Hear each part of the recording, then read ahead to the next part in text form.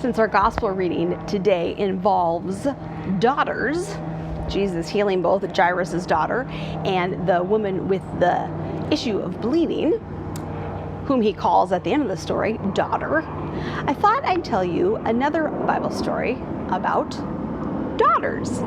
This is one of those stories that is super cool, but you've probably never heard about it. It's not really taught in Sunday school, it's not in our lectionary readings, and I think for years preachers didn't think it was important.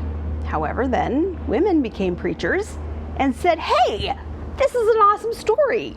And so you get to hear it, like today.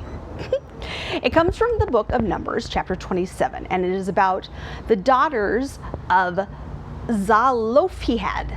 Zelophehad. Another reason you may have never heard this story is all the hard to pronounce names. You're going to get my best attempts today. So, Zelophehad had 5 daughters whose names were Mahlah, Noah, Hoglah, Milcah, and Tirzah. I hope that's right.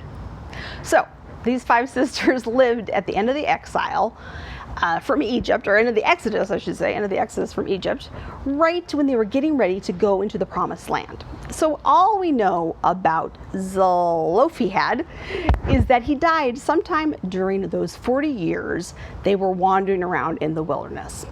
We also know that he wasn't part of a rebellion that was led against Moses. They want to make sure you knew that. So anyhow, these 5 sisters come to Moses, the priest, and the leaders, and the whole community, and petition for their right to own land when they enter the promised land, because their father died with no sons. Now, they don't think it's right that his inheritance would be lost. So they ask for that inheritance of land to be given to them. This is what they say. Why should the name of our father be taken away from his clan because he had no son? Give to us a possession among our father's brothers. So Moses takes their case before God. And this is what comes next in Numbers chapter 27.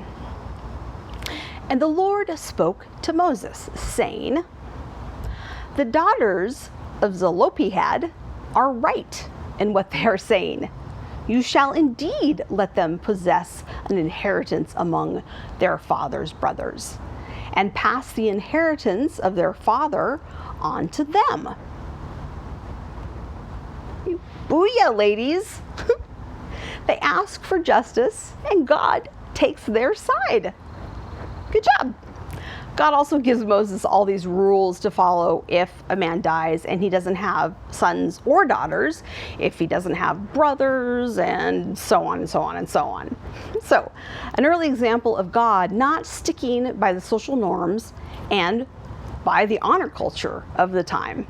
God has always been about justice and doing what is loving and compassionate. So, weird for the time and the culture, not so weird for God. See you next time for more weird stories from the Bible.